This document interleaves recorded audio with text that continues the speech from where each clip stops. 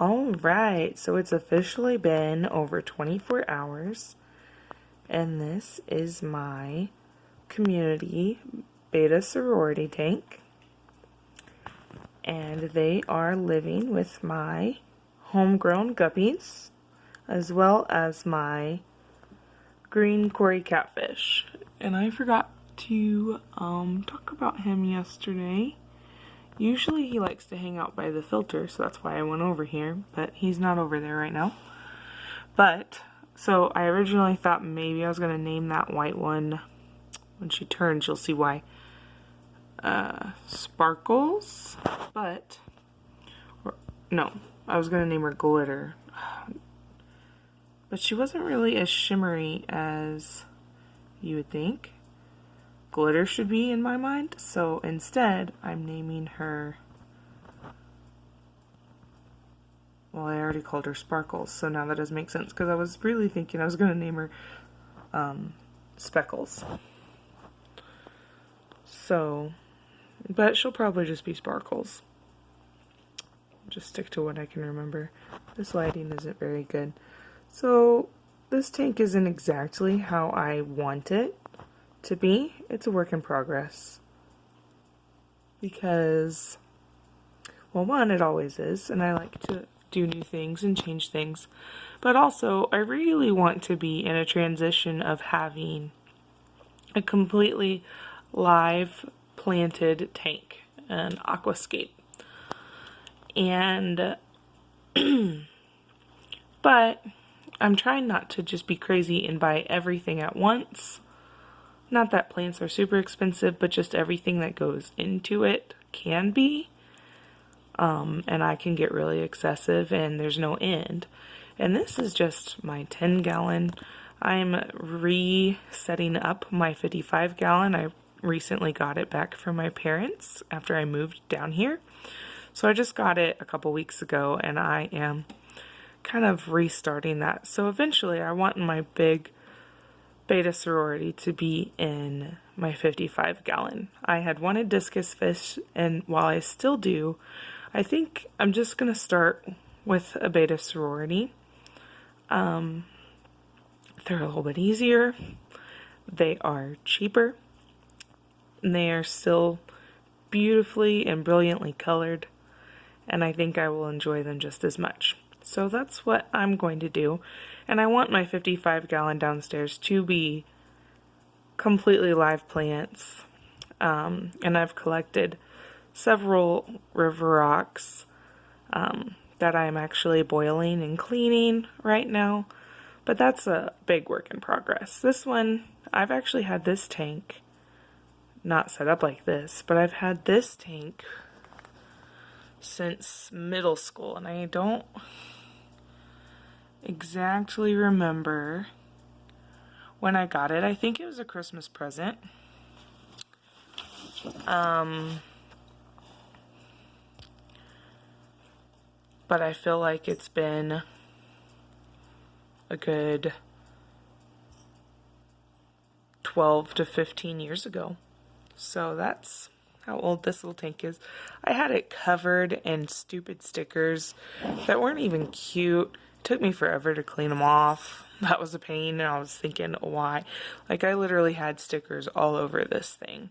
All around the tops, all around the sides, all the way down, all on the black plastic piece, on the glass, on the sides. And I took all those off a couple years ago. So, anyway, back to what I want this tank to be. I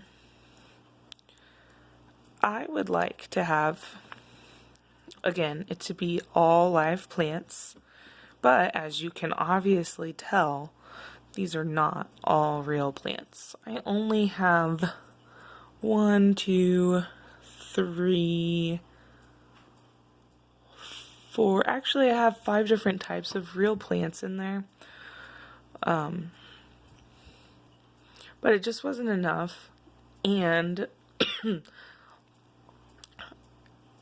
after being in Coldwater at the pet store, and then being introduced into my tropical tank. The warm water kind of zapped them, but they're still hanging on, so I'm hoping that they will actually have some new growth on them that will be acclimated to the warmer temperatures is my goal. And I'm definitely going to be looking into possibly ordering some from some trusted websites and hopefully for some good prices in bulk. So, last night was stressful. After introducing all the girls, after getting them acclimated, they stressed me out because, of course, they are an aggressive fish and it's a risk you have to take.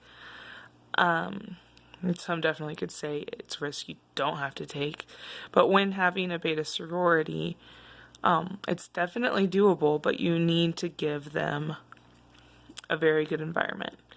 And again, this isn't going to be their forever home. They are relatively small right now. I know they're going to get a little bit bigger just with my experience from my previous males and females. And I want it to be in my 55 gallon and to have a really great ecosystem and community there. So this is kind of just my start while I am getting their forever home ready in a way that I really want it to be. A lot of these plastic plants I've had for a while, and honestly, they're doing pretty good, and I've been able to clean them, and they're not too bad. I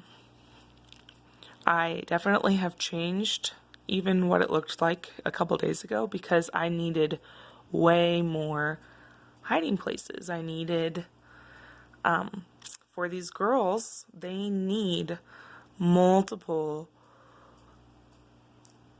coves and areas to hide. They need a lot of dense foliage.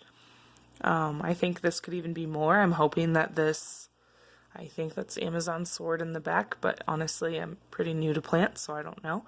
I'm hoping that will continue to grow and fill out. And my little red one is up here. She doesn't even look red on the camera. This lighting is terrible. But they need lots of places because, again, they are aggressive, and they were determining their hierarchy last night. And to watch them, it was mainly just kind of thrashing their body, and thrashing sounds like a really intense word. I guess in some instances it kind of was, but it was more just kind of showing, hey, I'm big, I'm strong. There was one, and it was actually the second to smallest girl. She was actually one of the most aggressive, and I don't know if it was just her like trying to hold her ground. But I've definitely been doing a lot of research, and by this morning things seemed to be very calm, and I looked at everybody, and they were in good condition and in good health, and so I felt much better and more at ease. Let's see if I can get kind of closer to some fish while I'm talking. But yeah, so there's lots of hiding places, lots of foliage, lots of just different things for them to check out, have their own space, their own area. Obviously, they're gonna kind of boss each other around, but that's why you need a minimum to have a beta sorority with females. That's what a sorority is, duh. But just in case, you have to have a minimum of 5 because that is how they establish a balanced hierarchy between the alpha. I don't know if that's an appropriate word to use for female, but yeah, between their alpha and dominance. I'm just gonna say that's not official. And it was really interesting seeing them and watching them figure it out because one would beat or kind of off-show one. Like, for instance, this right here. This is an ongoing. They're like the top 2 dominant girls. And this darker blue, I've named her Storm. And then sometimes this one in the back, she actually will take dominance, which surprised me because she's not extremely big. I still haven't figured out a name for her. This white iridescent pearly one is named Opal. My other white speckled one I said was named Sparkles, because I don't think she should be glitter. I don't have a name for the red one, possibly Scarlet or Ruby, and that's kind of just generic, I guess, but they're still cute. I think I'm sticking with colors. And excuse me. I don't know what to call the feisty blue one.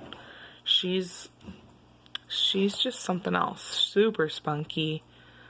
Yeah,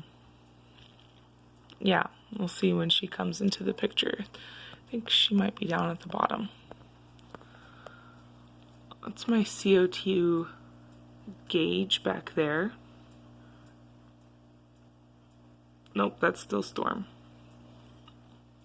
She's back here.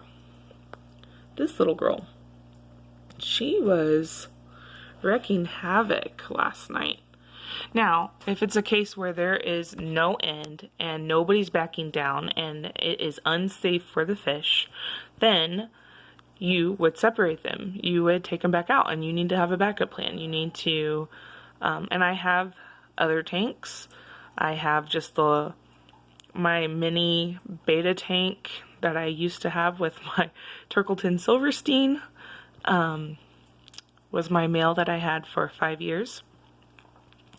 So I had other options in case something did not work out. And sometimes it won't. And just with the research that I've done, sometimes a female, maybe she might be older, she might just have spent so much time in isolation that she just cannot handle the change. And so then you need to have those backup plans and those other options, because that's a liability and a risk you're taking when you purchase them. And I was prepared for that. And I would love them regardless of whether they were in my community tank or if they were in their own, because then I would just put them somewhere else I can stare at them. Also, something that I learned, and just from observation too. So even on the Petco box, when you purchase, oh, and now she's hiding. When you purchase these little female bettas, they'll have horizontal lines down them. Well, actually, I learned that horizontal lines, when their color changes and you're seeing those horizontal lines on them, it means they're a little stressed out. And this one changes the most, and of course, now she's just, can't see her. She's the small one, and she was the one that was wreaking havoc. She does show those lines, so I'm making sure I'm paying attention to her and just checking on their health, and if that's one that I think I need to pull, then I will, so that she's not overwhelmed. Someone who had a really great suggestion when she was working with her beta sororities, which are super successful.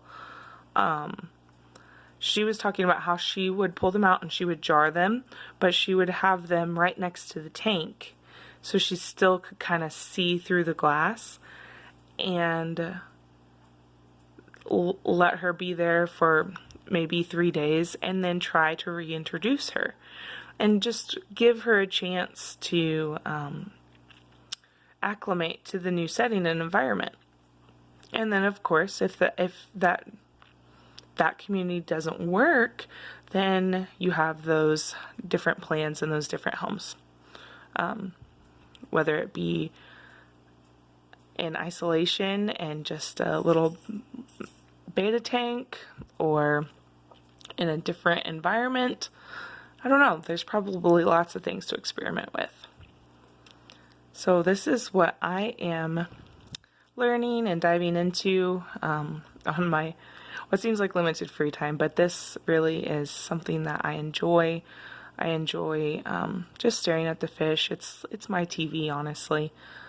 I would much rather sit and watch these beautiful creations of God and just all of their majesty in one tiny little, what seems like such an insignificant animal and creature, and just how much intricacy there is and how much beauty there is, and just the way that God has breathed life and breath and showed his creativity. I'm just in awe of God's perfect beauty and masterpiece. And I love nature a lot. I love animals so much. I thought I wanted to be a vet for forever. And now I just love being able to experience God's goodness and grace and beauty and love and kindness and creativity and knowledge and wisdom through learning about his creation. So this is what I enjoy to do, and I hope that you enjoy it along with me, or at least have learned something new. Thank you, and God bless. Have a wonderful night.